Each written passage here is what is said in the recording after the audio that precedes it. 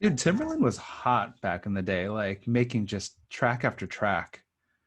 So we're recording now. Oh, okay. Man, I hate the way I sound. I'm all nervous. Maybe we shouldn't do this today, Aisha. We're here. We're doing this. Okay. No, I could have been going on a hike at this point. No, we're recording. I didn't 45 Wait, times. I'm catching up with you. I know, but like, so okay. Look at it like this. We'll normally talk. If we don't want to like release this, we don't. And if we do, then we do. If we do, or maybe we can see it and be like, all right, next time around, let's do this Okay. different. Okay. I appreciate that. I appreciate that. I can jive with that. All right. So let me just turn off screens. I'm just gonna focus right on you. No, I want to just look at you. Don't turn off your screen. No, no, no. I'm gonna turn off my second screen because Oh, I have like notes up here. Like my email open. I don't want to do that. And I'm just gonna make you really big. We're just gonna focus just on you. yeah, I'm gonna focus Full on screen. There it is. Beautiful. gosh, that's a lot. I love it. I love it. It's wonderful. Okay. So Taisha, Okay. this is the time where Taisha, aka Ty, you, me, Aisha, come together to discuss all things in the world, all things politic wise, social wise, personal Okay. wise. We're just gonna have a conversation about everything. Arts, music, family, love, life, relationships, wherever the conversation takes Yes, us. yes, that Black and Asian comes together and just creates something beautiful. Beautiful. Okay. So you know how you sent me that black and yellow song? Yes. And you were like, I'm about to be out of pocket, but I want this to be our theme song. So that actually was my song with my friend Rory back in the 2000s, I think was when that was released, right? I feel like I was like in college or something. So So 2000s. yeah, like around like It's 2005. late 2000, mid to late. Yeah, I mean, yeah, Wiz Khalifa, Black and How'd Yellow. you come up with all these elaborate Oh, wait. backstories? Glad you That's really asked. I loud. got help from a pro. I'm sorry, what were we saying? I was gonna What play. was that? It's an ad. Oh, we got to get YouTube Pro. Oh, YouTube. I never heard of this. There's always a pro. They always want to get all your I money. have YouTube Premium. It is, I mean, I do watch a lot of YouTube. I'm not going to lie. Yellow, black and yellow, black and yellow. Yeah. You know what it is. Black and yellow, black and yellow, black and yellow, black and yellow. Yeah. Okay, can we just dissect that for a second? I have no idea what that song is about. What is that song about? I think, is it about the Oh. Steelers? No, I'm kidding. It's not about I the think it's Steelers. about like when a crime happens. Black Oh. and yellow tape. Oh, that's very, very different than what we are doing. Well, it's okay because we can appropriate it in an appropriate way because we are representing. We'll just play the chorus, all right? We'll leave out any verses about crime or arrest, Yeah. Oh, and you know police what? brutality. Because Wiz Khalifa is a Virgo like us, so it That's makes true. sense. So I didn't know That's that. true. Did you just look this up right now? I did. I did. So is this like the second thing that you look up when you Google people? But they're Like the Virgo. first thing you look up is like their Wikipedia page, and their second thing is their horoscope. I mean, you just see their like birthday. So, oh, and officially, Black and Yellow was released September 14th, 2010. Oh, so it was only 10 years ago. It seems like so much longer. Well, 10 years is a long time, and like You're right. It was when I had finished grad school and I had just moved back to San Jose. So, and I think that's when Rory and I started hanging out again. Oh, No. Rory. Oh, that was the first. Okay. Do you care for Rory? I'm like, oh, I don't know. I was like, I didn't know if that was a friend or a friend. No. Rory. My most fond memory of, so Rory and I used to work at the Morgan Center together. Wait, I probably shouldn't name drop in case we'll get in trouble because the Morgan Center is a school. But anyway, we don't have to keep this bit. But Rory and I used to work at a school for or an autism school. I don't know. I forget what the lingo is these days. A school for autistic children. Children. Yeah. But anyway, Rory, my most vivid memory of Rory, I probably shouldn't call him out like this, but he threw a cone at me one time, like a traffic cone. We'd gone out in downtown San Jose, and like, if you've ever been out in downtown San Jose, that is not a classy time out. You don't go to downtown San Jose if you're looking to sip wine. Well, now downtown San Jose has changed, but back in the day, you used to go if you were a girl. if you were like looking to wear a tight dress with like high heels and not be able to walk and get really sloppy. And if you were a guy, you're going to come home with a girl and be really aggressive towards women. That was kind of the reputation of downtown San Jose. So we used to go out in downtown San Jose and have a really, really good time. And let's just say there was one time Rory had a really good time and then started running away from me. Like, and I was like, I feel like you might be a danger to the world right now. Maybe we don't keep this part because Rory, Okay. I still care about you. No, There was nothing bad that happened. He just threw a cone at me. that's a whole episode to do in the future, you know, going out with your friends post college life. Everybody has Right? a story. Or just like the phases in life of going out. That's Because the- going out used to mean different things for me. And now going out, I mean, I still go out, but like going out, I don't even know what does going out look like to you now? I mean, it's funny. I was just talking with Asia about this, and like, I still like to dance, and I would still like to go out, but one, we're in COVID, so that's not happening. But Yeah. even prior to COVID, for me personally, the energy level to go out and party the way that I used to is not Yeah. there. But when it would be there, like maybe occasionally, it was still hard now to find dance places because now when you go out, people are on their phone. People are fronting for the gram. People aren't really engaged the way they were Right. like 10 years ago. So I'm not going out as frequently, or I wasn't going out as frequently, but then when I did, it was like, well, I do like to two-step, you know what I mean? But and I don't know, I used to look forward to, I remember like being 21, they used to have like the 25 and up clubs. You Oh remember that? yeah.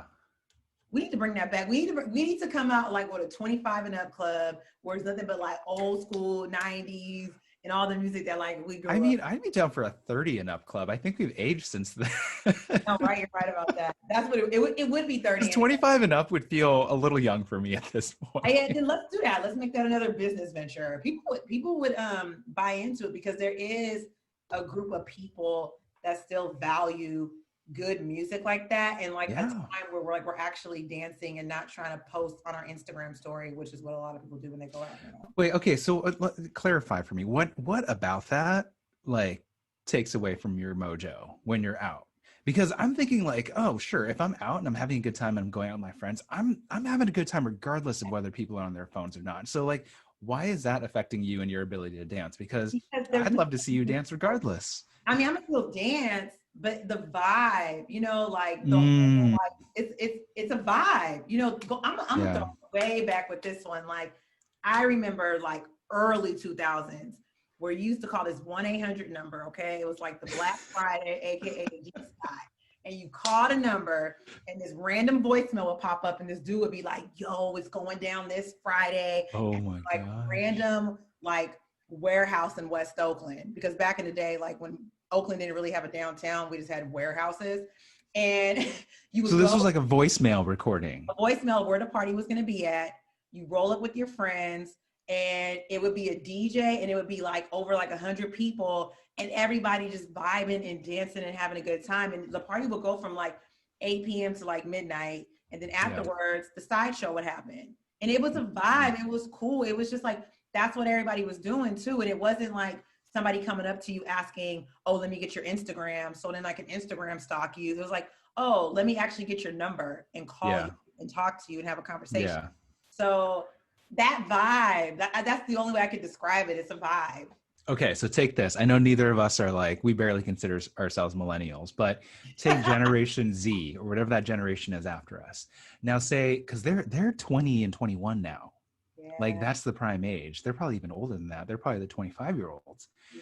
Now say they walk into that club situation that you're talking about or that party situation and no one is on their phone. What do you think they would think? Like, would they turn around and be like, you know what, this place is dry, man. We're not gonna hang out here. Like, is that now part of the vibe is to have like social media culture be a part of the scene everywhere you go? Like, and I'm not just talking clubs, it's like going out, going like, you know, to a bar, going and hanging out at the park. Like social media posting is now a part of the fun, I feel like.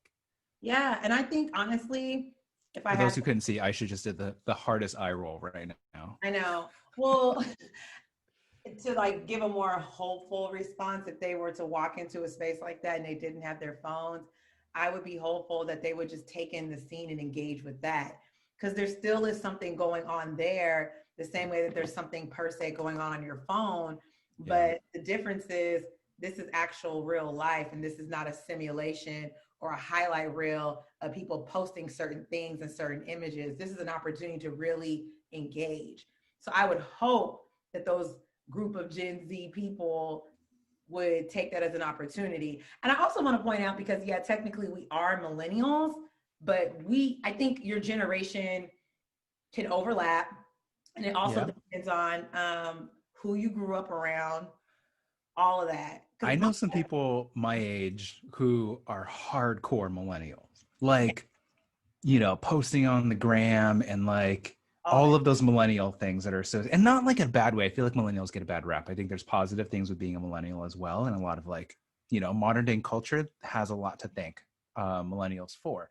But I also know people my age, and I consider myself a part of this group, not because I mean, I am kind of a special snowflake, but not because of that. But I think there are some people my age who feel the in between. They truly feel the in between, and they wouldn't even call themselves Generation X, right? Which is what was right before us. Yeah, they just feel like I don't really fit in either. I feel like for me, I could say I've said this to you before. I feel like I have a Generation X soul with millennial tendencies, because I still engage in some of the things, and like even if you're not engaging in it fully the way our culture is set up in terms of like instant access, everything on demand, go, go, go. There's subliminal effects that come with that.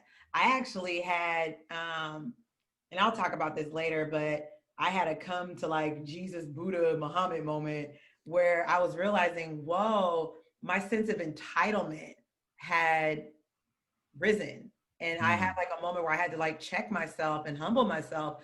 And I had to realize a lot of that has come from like the society and how everything subconsciously and consciously is always presented in this illusion that it should be handed to you now and it should happen now. But that's not reality, but that's what technology and the world around us kind of tricks our mind into thinking. Yeah. And that's what creates entitlement, anxiety, depression, all these things. And so if we don't start asking ourselves like what our relationship is like with the technology and the changing world, we'll get sucked into it in a way, in my opinion, that will kind of change us and alter us in ways that won't be for the better.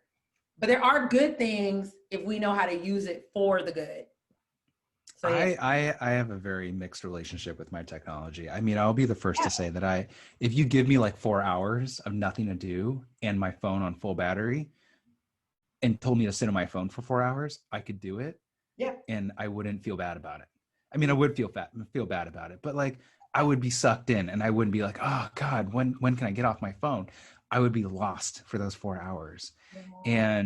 But at the same time, I know how bad it is. I mean, it truly is an addiction, right? Like even addicts of other substances and other behaviors realize that they are addicts, but they continue to partake in it because of the reward that it gives them. And I think that it's no different than, I mean, yeah, there are far worse addictions, quote unquote. I don't think actually we understand fully the extent to which phones are changing our brains and changing our behavior right now. I think in like 30 years, we're going to look back and be like, holy, you know, we should have really regulated that more, right? It's going to be like smoking in a way. You know how like smoking, people were like in the 50s and 60s, like, yeah, it's cool.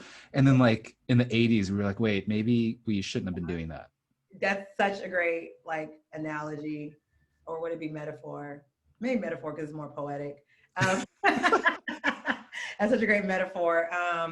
You're right. And I guess we'll just that's why if you're aware of it to some degree now, do the best you can. Because even going back like to the entitlement thing, like I directly pull that from just like everything's so instant. It's like DoorDash, instant Google, gratification. Like, you subconsciously start thinking things should happen when I want them to happen because everything else does.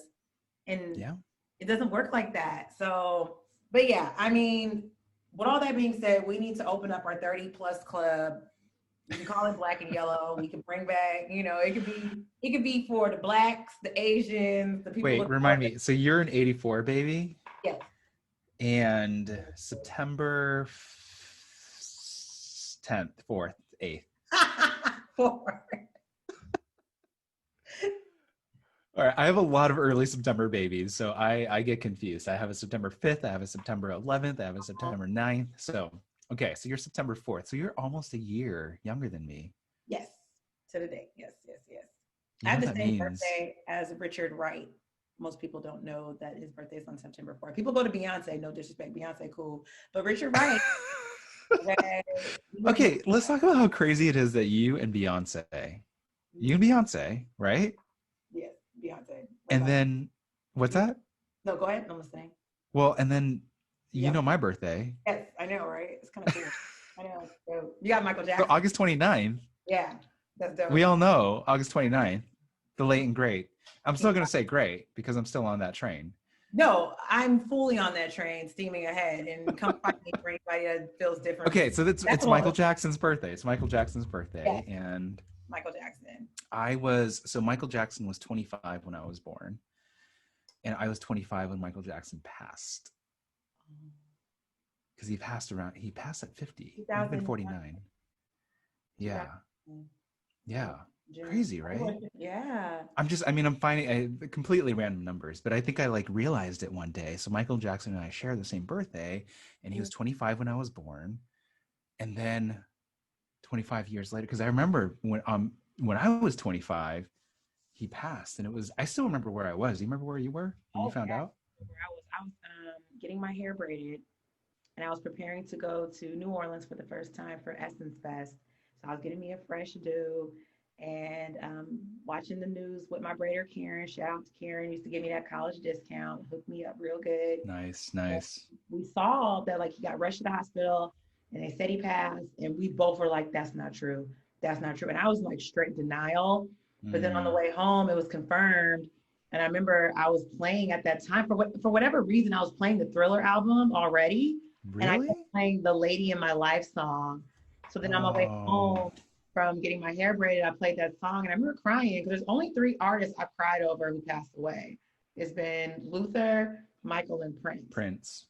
And yeah, Michael was a hard one. Just because I really feel like the culture, the celebrity, the powers to be, we want to discuss that. I feel like that's what really killed him because he wasn't happy. That's a light way of putting it. He was filtered.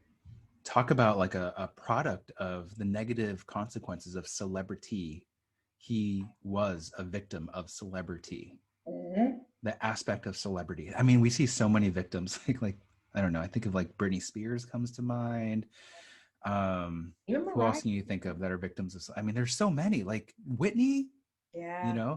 So many people that, not to say their lives would have been fine and dandy without the celebrity, but it really was the aspect of celebrity that drove them to that particular state in their lives that ultimately led to their passing. Now, Britney's not gone, but I don't know. I feel like every time I see Britney, there's not very much life left in her. Yeah, and it just really shows another thing about the culture, the idolization, the putting on a pedestal, the weird obsession that people have around seeing somebody at their greatest, but then some people thriving in somebody's demise. It's just sick. Where were you when Michael passed? So I was in the movie theater in Santa Barbara when this happened. And I remember getting an instant alert or something on my phone. You remember text messages? They used to do instant alerts and stuff via text back in the day. And again, I just was no, that's not possible. No. I mean, I felt the same way about Kobe when that happened. I felt the same way about a lot of big celebrities where you knew things were, Kobe was different, but with Michael and Whitney, at least you knew things were bad. You knew things weren't going well in their lives, but you didn't think that it would reach that point really ever. Yeah. You're kind of God, I hope they're well. Yeah. And then when it does happen, you're just fuck, And it really just also shows, because I think the thing that I'm pretty sure you're aware of this, because we recognize that we can admire and respect a musical artist, a writer, an athlete, an entertainer from the lens of like their profession. Oh, like, oh, I heard Mike, like I sung Michael's Man in the Mirror in my preschool's graduation class. You know what I mean? Like, Oh, in your, like, you know, your life, like, oh, I think of I'm Your Baby Tonight when I think of My First Time Falling in Love by Whitney. You know what I mean? Like these different things that all of us can pull from.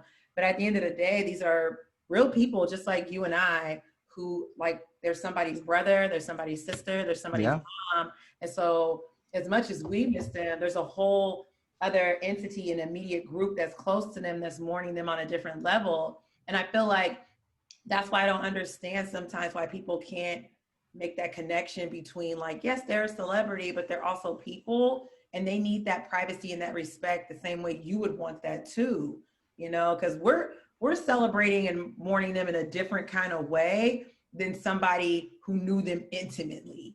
You know, like I know you, Ty, you know what I mean? Like you're my friend, and there's people that know you as Ty, founder of Listen for a Change. So it's a difference, you know? And so I just think people need I love those people. I wish that I could surround no, I'm kidding. I'm kidding. If that crowd exists, I don't actually know where they are. There's people out there that respect and admire and are looking up to you. Oh my gosh, did I tell you the first time, I want to get back to this topic because I'm not done with it, but like the first time that someone in the real world, speaking of going out, at a club, a dance club where I was dancing, which is something I don't do often. And I don't think I'm a bad dancer. I'm just not, you know, it's rare that I like get down. But I was on the dance floor dancing and someone screamed my name, or no, didn't scream my name, screamed Listen for a Change, and pointed at me. And it was a complete stranger who only recognized me as the founder of Listen for a Change and hosting the story hour. She had attended a story hour and she saw me at a club and like shrieked my name on the dance floor. And I had never felt more celebrity in my life. Yeah, those moments. And it's like, it's a very interesting feeling when like somebody recognizes you that doesn't know you. Yeah. Speaking of Listen for a Change, when we did my release party for my plays, there was this young woman who attended, and she was like, oh, I first discovered you on Listen for a Change website, and ever since I've been following you on Seed You Sow, and I bought your plays. And she was just basically expressing how like I'd inspire her to start writing. And I was like, that's dope, you know, follow your dreams, go after it. Like we're just having a conversation about having the courage like to just write your story. Yeah. And it's like a moment where you're just like, that's dope. Like you recognize the work, but it's also like, whoa, that's also kind of weird because you're just, it reminds me that like, oh yeah, people are paying attention. Let it be like on a small scale, Beyonce scale. But I mean, I don't know, to me, it's all about quality as opposed to quantity. Yeah. And I'm always going to keep humility as one of my core values because I feel like if you don't have that, that's how you can get sucked into a lot of other things. And so I think about that, especially like for us both as creatives, like you for a change in your photography and me as a writer and us doing podcasts, like there possibly is a potential, Ty, that like we could really take off like that. We might look back at this 10 years from now like, oh snap. You never know, but like you never know. But you're right.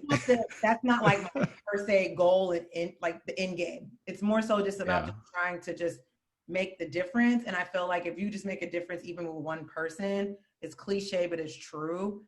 You've done your part. So you know, it's interesting that you say that humility is one of your, what did you say? Core values. Because I do think it's for me as well, or at least a semblance of humility. But for me, humility doesn't come from, this is me getting a little deep right now. You ready for this? Yeah. It doesn't come from a place of like trying to stay humble. It's not coming from a place of staying grounded. It's not coming from a place of someone having taught me that like I need to show humility because of whatever, you know, X positive trait comes out of that. It comes from a place of low self-esteem. And so I don't even know that I can call it humility at the end of the day. I think it comes off as humility. I know, right? I know. I told you I was going to go deep. What's that? I don't think if it's coming from I just looked up. It comes off as humility. It comes off as like, oh, thank you, I'm not that great. Or I mean, not that I say stuff like that, right? But like this, like it shows up in the same way sometimes of me not kind of capitalizing on any sort of unfounded greatness or thinking that I'm greater than I am and Mm, being rooted. But I think for me, that rootedness comes from me coming from a place of not feeling worthy, not feeling enough, not feeling like I had talent to see, offer. and see, okay. And I was making a face, not at you. I was making a face at the definition if you thought I was, because it's interesting that you say that because I'm looking up two different like definitions. So the Mm. Wikipedia one, which we know Wikipedia. I didn't even know Wikipedia had definitions. So it says humility is the quality of being humble. Dictionary definitions accentuate humility as a low self-regard and a sense of unworthiness. And then the other, What? That's yeah, totally my definition. but there's another definition that says freedom from pride or arrogance, Mm. quality or state of being humble. And it says like down to earthness, humbleness, meekness, modesty. That's the humility that I feel like, because when I think of unworthiness, Yeah. at the end of the day, like, Ty, you matter. Okay, I'm looking at you matter. You I are, know. Thank you. I you're didn't realize worthy. You're I'm so important. uncomfortable with this pep talk. I know, but I get it though, because we do live in a world since day one on so many different levels. We all have been told, for lack of a better term, you ain't shit. We all Yeah. have gotten that on so many different levels. On so many different levels. You're right. Yeah, so it's understandable that you would feel that way. But I think the true essence of humility is recognizing there is power in what you have, and there is power in the greatness that you offer. And there's a time to boast in that. And there's nothing wrong with that. And there's a time to just sit down and going back to what you say around like the groundingness, recognizing that, man, I'm just humbled by these gifts that have been given to me. And I'm thankful for the opportunity to give them to somebody else. That's the way I look at humility. It doesn't mean like you have to walk around like, oh, please, no, don't call me beautiful. No, if you're beautiful, you're beautiful. But just be humbled by that and just be thankful that you have that gift. And not just a vanity, like a physical beauty. I'm talking You about, know you're beautiful though, right? you're No, I'm beautiful. kidding. But like you're beautiful, like outwardly, internally, you're beautiful through your, let me tell you why you're beautiful, Ty. You're beautiful. Wait, no, let's not do this in public. No, this is the opposite of humility. This is the opposite. But no, you can receive, two things can exist at the same time. You can receive the compliment while still being humble. Oh gosh, You're this is beautiful like because I you're should be paying you. This is better therapy than I get weekly. You are extremely gifted. You have great execution skills. You are one of like the few people in my life who says what they mean and means what they say. You are a person of your word. You have great integrity. You're a good time. You're well-rounded. You're thoughtful. You're introspective. You inspire. Great. And we're going to cap it at 10. And you have a beautiful smile. And I love your cute button nose and your pretty eyes. Oh, gosh. Yes. You know, my friend Adam said he used to make fun of me for my nose. I appreciate that. Thank you. Thank you for those kind words. Yeah, and on my bad days, I'm going to replay that 10-second clip because I need to hear that. I don't truly believe it. And it's been a journey. And it still is a journey to try to just not think of myself as great, but to think of myself as worthy. And I think a lot of that factors into why I started listening for a change. Anyway, back to the nose comment, just a really quick side quip. For those who don't know, I have kind of a squat nose, which I should cutely call the button nose. But my friend Adam used to call it my Patrick Ewing nose. And I don't know if you know that reference, but you need to look up Patrick Ewing. Do you know who he is? Wait, the basketball coach? The basketball player. Wait, there's a basketball coach. Wait, hold on. I mean, he might have coached afterwards. I don't know. I'm he had to do from New York Knicks. Yeah. Yeah, because your nose, it definitely has African features, and I love it. I love your nose. It's another intersection of Asian and Black on our podcast. Okay, wait. So now I want to rewind. Thank you, by the way, for that little therapy session. And I will think about that later when I'm not mindful of myself and self-aware. But I want to go back to like the Michael statement that you said about how like people who know Michael know him on a different level than the world knows him as a celebrity. And I want to just see what you think about. I were you trying to say that we should be able to separate the art from the artist? And if not, to what extent should we separate the art from the artist? Like, can we appreciate Michael music and not be bogged down by Michael drama? Can we, to use a more extreme example, appreciate, you know where I'm going with this. Yeah. Can we appreciate R and not think of, you know, like R. Kelly's past and all of his actions that he's taken? Like, where is that line in separating the art from the artist? Very good question. So one, in terms of what I had stated originally around, like, there's a way that we know Michael as an artist and there's a way that his family knows him intimately. I don't connect that to the argument or like the conversation around separating the art from the artist. Mm-hmm. Because we go into that realm. Now we're talking about accusations, we're talking about crimes, we're talking about felonies, we're talking about areas where people have been violated, betrayed, and disrespected. What I was talking about was just like the different type of relationships that people have with Michael that we don't, or other celebrities. So that's something different. Now we're going over into the art from the artist, and if we're bringing up situations that are problematic of a person's character, things that are criminal, things that have ruined certain people's lives, it's layered. I think I can't speak for everybody, obviously, and I don't try to. So, but I think what I can say for me is I take everything with a grain of salt. So with that being said, unless I personally have done the given knowledge and research on a given, like, hold on, let me backtrack. Let's just use R. Kelly, for example. Let's just be more direct or whatever. Yeah, that's a pretty extreme example, but you know, if we're going there, we're going there. Go there. There is video evidence of this man with a younger woman. So it's known, right? Okay. Yes. I mean, okay. So I was going to say there is video evidence. Yes. And there also has been, I'm not defending R. Kelly because I don't think anyone in their right mind could, but there has been video evidence. There has been more than video evidence with like Aaliyah and all of that back until like from the beginning of their careers. Yeah, I know. And we've seen it and we've not supported the act, but we supported the artist. And we've continued to, you know, remix to Ignition and like, you know, Step in the Name of Love. Well, all of this was known. Yeah. So continue. So with that being said, for me personally, this is my opinion. I can say, yes, R. Kelly made good music. He did. I love TP2.com. TP2.com. I'm not, just for me, like me recognizing though, like the things that he's done, it's not going to be that devastating for me personally to stop listening to R. Kelly. Like the music for me personally wasn't that like life-changing. Like my life can go on without listening to I Believe I Can Fly and Feeling on Your Booty or Step in the Name of Love. Those are cool songs, but they're not going to like, oh my God. Like, so for me in that given moment, when I look at the art. It's no man in the mirror for you. Yeah. Like when I look at the art and I look at the artist, then I'm like, all right, cool. I don't really care about your art like that. Now let's go to Michael, right? Michael, now if there was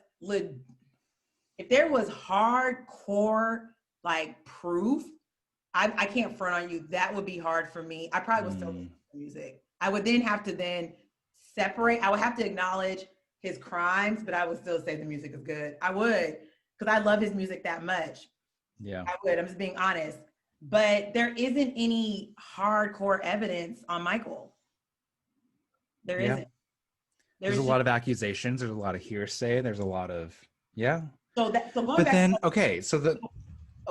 Sorry, I was gonna say, like, oftentimes when there are crimes that have happened, there isn't hard evidence, especially when the crime is against victims who are voiceless and or don't have a platform, right? As a celebrity may, or don't have money, or don't have whatever, and can be discredited and discounted. So then, like, where's that line? I'm just, you know, I'm not saying you're right or wrong. I'm just kind of having a discussion on But then it makes me think about as a society, so what are our values then around the court of the public opinion? Because we live in a time where everybody feels like they have a right to make judgment on somebody else's crimes or even just shortcomings. Let it be something as sick and demonic as pedophilia to even something as like infidelity. Like, you know what I mean? So with that being said, for me personally, if it does not personally involve me, and if I'm not in the room when it happened, I'm not here to say it did happen, and I'm not here to say it didn't happen. So even with Michael, I can objectively say, who knows? It could have happened, it could have not happened. But I can't, at least for me personally, like, that's what I was gonna say. And earlier. he's not here to defend himself on top of That part everything too. else. And then like, also too, as me as like a consumer of the media, who is really taking the time to do true investigative, like reporting journalism, like reading the court documents, reading the transcripts, really doing thorough investigation on these given, like, not just with Michael, just with anything that goes on. Yeah. What most people do is they get a snippet of a story, they get the sensational part, and whatever feeds their bias, that's what they jump to. So that can go from anything from, let it be Bill Cosby, let it be to Michael, let it be to even when Nate Parker, remember that happened? There's a lot. So I just feel like, and since we're being saturated with it so much, I think for me personally, I just take a step back and just say, I don't know the facts, so I can't offer an opinion. Yeah. But I can't say with R. Kelly, I saw the video. You So I probably will wish you go on the didn't see record that saying video. Okay, I'm going to take it just a step further because, you know, I'm all about pushing lines of thought and getting us to challenge our thinking because you're right. Oftentimes we like jump to conclusions, especially in the day and age of social media and like us being fed information about what we should think. So then let's connect our conversation about separating the art from the artist and like all of, and I know we didn't come to like any sort of conclusion there. It's complicated. That's okay. With separating the famous figure from their personal life. And what I'm thinking of is specifically presidents, founding fathers, revolutionary leaders that we admire, like people from our past, from dark parts of their history that may not have sat very well with the test of time. And so George Washington owning slaves is one common example that you see being brought up. George Washington did so much greatness for this country and like was brilliant in, you know, his own respect. Of course, I wouldn't be able to found a nation and be the first president. But at the same time, back in the day, not only did everyone have slaves, and yes, it was still wrong back then, as it has always been since the beginning of time, but like he was a part of that movement. So what do we think of that? So it makes me think about this interview I saw with the rapper KRS-One. And oh my God, Step Into a World. That song was my jam back in the day. Do you remember this? Yes, I do. So that's how you crack me Sorry. up. No, you're fine.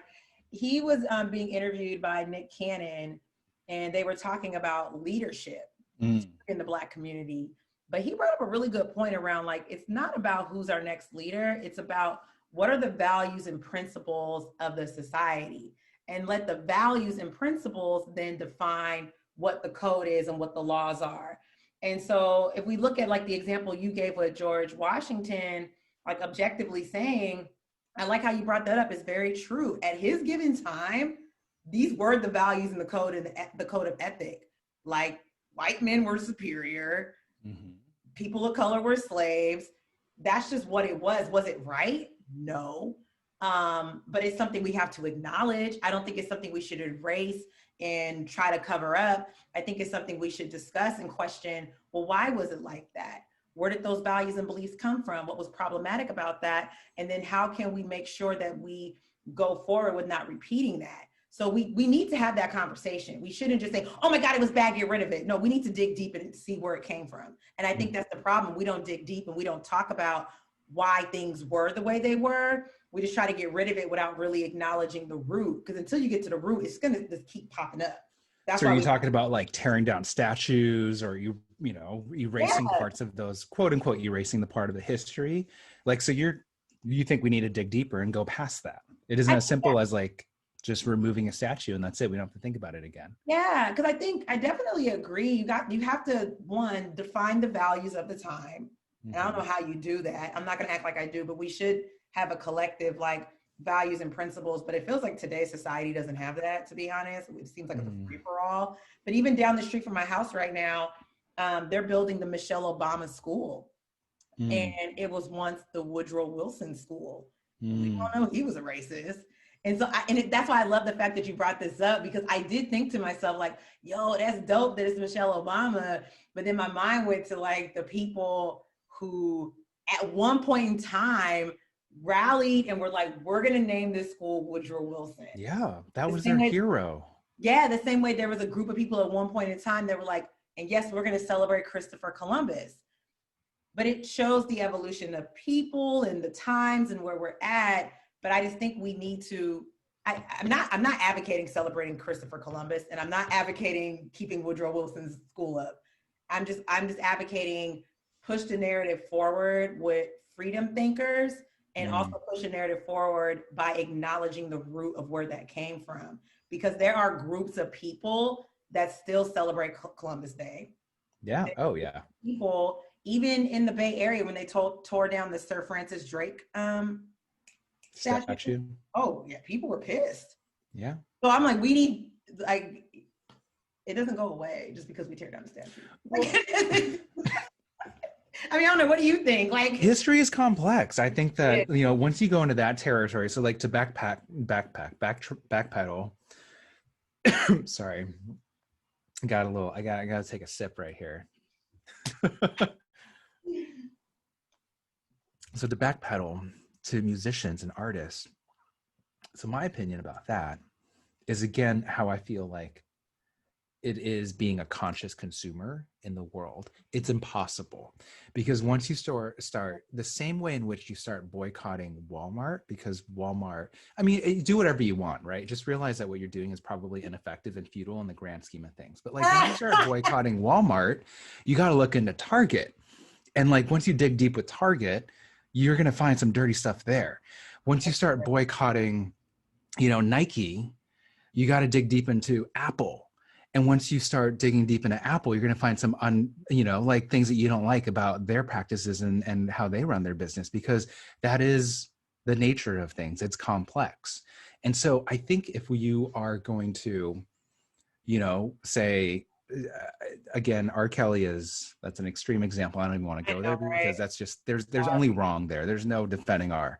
But like, say a Michael, for example, right? If you're, or any number of artists who've been accused of things, if you're going to boycott Michael, I think then you have to start looking at a lot of artists back in the day, especially male artists who've done really unsavory things that we may or may not know about, or we may know about, and we've just, it was, you know, the Rat Pack. They were just, you know, ladies' men, and they used to, like, you know, philander with women, right? But like, what have we found out? That they were actually sexually assaulting women, which I would put money on, like, you know, the Rat Pack, probably one of them at some point in their lives have like been aggressive with a woman in a way that wasn't consensual, right? So if you're going to dig deep there, then what, I have to stop listening to Frank Sinatra, I have to stop listening to maybe even Louis Armstrong, who knows, Stevie Wonder. Like, I'm just not saying I have anything on these people, but I'm saying once you dig, Pablo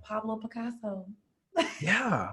And so, but I do think you're right, and that we need to have conversations about this, and we need to look at it in the context of things. And I do think it's possible to still enjoy. It's up to the person at the end of the day.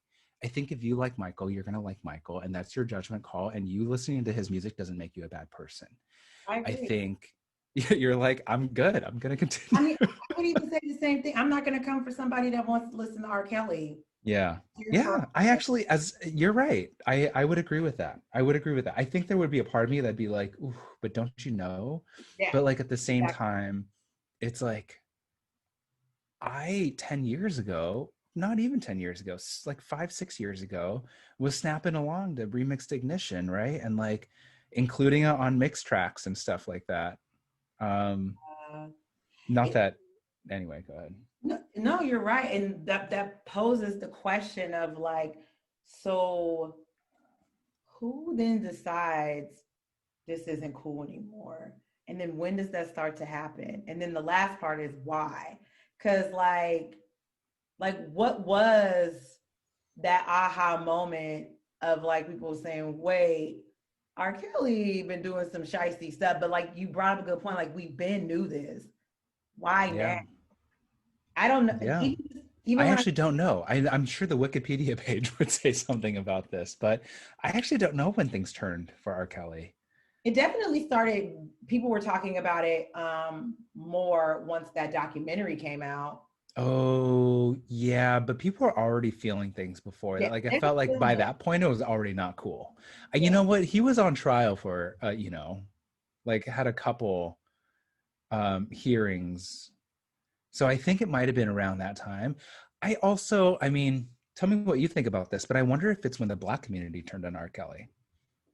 Has the Black community turned on R. Kelly? Have we done I a don't study? know. You tell me. I I haven't. feel like, yeah, kind of. Like I, they're not going to play him on the radio now, I think you there's a know? mixture. I mean, I don't know. I don't know. I haven't done like a formal poll On behalf of the Black community. on behalf of the Black delegation. There are some people out there who still rock his music though, and still Yeah. defend him. I mean, I can't really make like a general statement, um, but we are living in a time though where like we have access to more information. So I think that heightens everything too.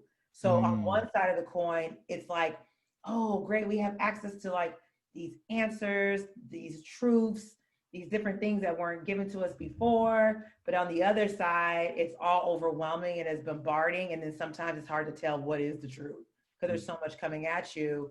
Yeah. And we haven't really been given, I said this on the podcast this Sunday. Remember like when you were in elementary school, you had like the library period, Yeah.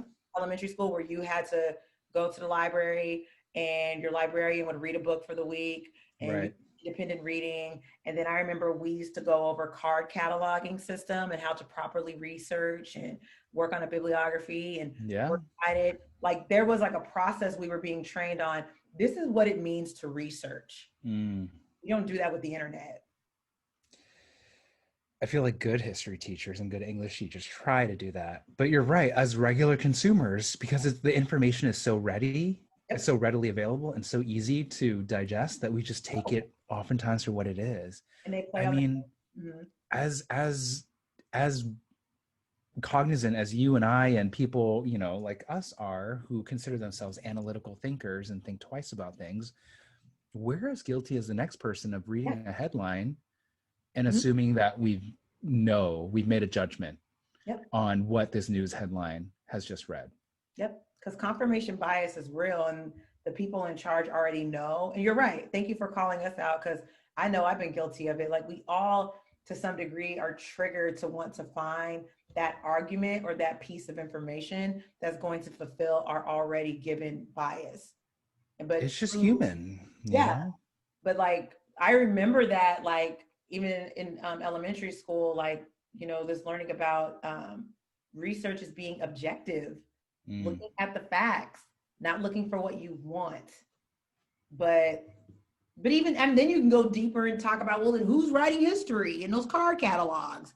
Yeah. I mean, you can just, I mean, there's so many different ways, like, but in our given time, this is where we are. And I just want to go on the record for saying that I do not endorse R. Kelly. And with Michael, who knows? That's why Things might change, right? Like even your example of Michelle Obama and having a school named after her. I mean, granted, I can't imagine right now in this current day and time, but like in 200 years, we might look back and be like, "Ooh, we got to take down the Michelle Obama name." exactly. Who knows? Who knows? Right? And even things that I this is a good reflection on me and my behavior, because there are things that ways I behave, ways I talk, things I do right now that in 5 years I'll look back upon and be like, wow, that was not cool. Right? Like just even flashback to when we in like the 90s and 2000s, like there were things that we used to say in our vernacular That's a whole nother conversation. But, you know, there were things that we used to say, expressions, ways in which men interacted with women that, again, objectively in the grand scheme of things were not okay, and like not, you know, like history will, you know, say what it has on that. But like we were a part of that. So who knows what I am partaking in right now as part of my privilege, as part of my status, as part of my benefiting from society that won't be okay in the future. And that's why that's why it's important. Maybe that is why it's probably important that maybe we should start to focus more on the values and principles and not just the people and leaders, because people are flawed. Because even the most perfect person at the end of the day still has something they've done or said that may have not have been the best. But like, we need to always evaluate what our values and principles are. So maybe going forward, maybe we shouldn't name schools after things and people. And after principles. Yeah, because then we start worshiping the people, and then people will fail you, even if they don't do some crime against humanity. You know, what would people do if like, but now I'm playing, like what would people do if they found out like 2 years into Obama, Barack and Michelle's relationship, Obama cheated? People will lose their shit. Oh, but they would cancel him. Yeah. And why is that any of our business? Because maybe they went through a rough patch. That didn't happen. But like, you know, I'm just saying that as an example. The same way that like, you know, that's why I did appreciate when Beyonce and Jay-Z, as like as they were with their relationship, even though if you were a true Beyonce fan, you was listening. She was talking. She was saying stuff in the B-Day album like, you live. Who you? I was keeping gang that thing. But anyway, She was dropping hints. She was, but like also interesting. Just like as a quick note, that like she's of all ways in which you can drop hints, she did it through a very public forum, like, and she capitalized on it. It was like her music, and people ate it up. It's weird because it's like one of those things where some people say, did they do it on purpose? Did they make it up? I don't know. Who knows? Anyway. But at the end of the day, like, they were a secretive couple who made the marketing choice, the personal choice, hybrid of choices to be public about their issues as a couple. And people were like, oh, she should divorce Jay-Z, blah, blah, blah. But it's like, those are two people with their own two given backgrounds, their own two given relationship. Like, just imagine, think back to your own personal back and forth heartbreak relationship. Could you imagine that shit being posted on Instagram and people having discussions about it? That's what people do. I mean, because we're doing it right now, right? Yeah. But not in the context of, oh, she needs to do this and he needs to do that, but just kind of like looking at it like, these are people, like, we go through stuff too. Yeah. So the way I interpret it, like, there's so many different things you can kind of pull from that, but the one thing I pulled from at least that example of them was just an opportunity to be authentic about what you're going through. That's the way I took it. I think we got to end on that beautiful, wise note. Even get to the Black and Asian. You know what? There's so much Black and Asian that I think that's just going to be the theme of everything from here on out. No, really. You know, how we were talking about how the like Black and Asian relationships, even just in the Bay Area, like, I feel like that isn't just one topic for me. That is one giant topic broken down into subcategories. You can talk about, you know, vernacular. You can talk about ways in which like pop culture was borrowing. You can talk about music. You can talk about education. Like, there's so many overlaps. And I feel like this is a unique dynamic where I don't know that there are very many, I don't know, maybe on like The Real or something, but like, I don't know that there what were you thinking of? About to say that, because think about it. Every time they have like these talk shows, I'm gonna hold my tongue. When they have The Real and they have The View, it's all like, you know, like either like the same gender or like there's like a commonality. You're right. There's a commonality between us that's not evident on the surface. Right. And there's differences that like are dope. I feel like this is dope. Like a Black and Asian woman, like a Black, hold on. You could be Asian. Go ahead. Own it. Own it.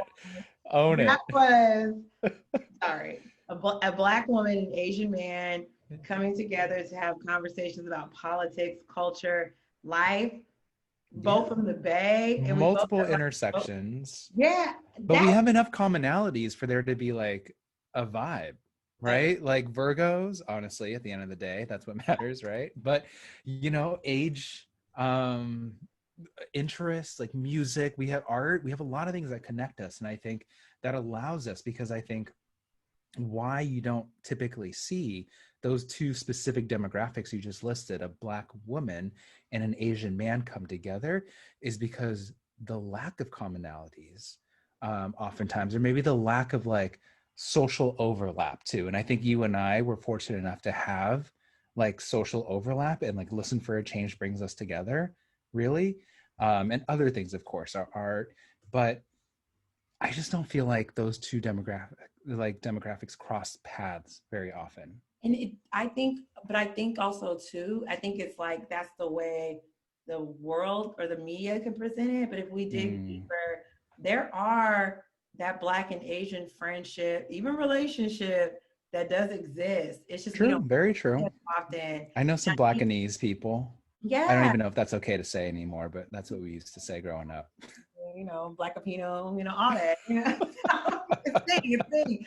But like, I really think people would vibe with it. And I think it would bring even those two audiences for the people who've yet to kind of like talk would then be like, oh, let me see. Because there's people out there who are already having conversations that look like us.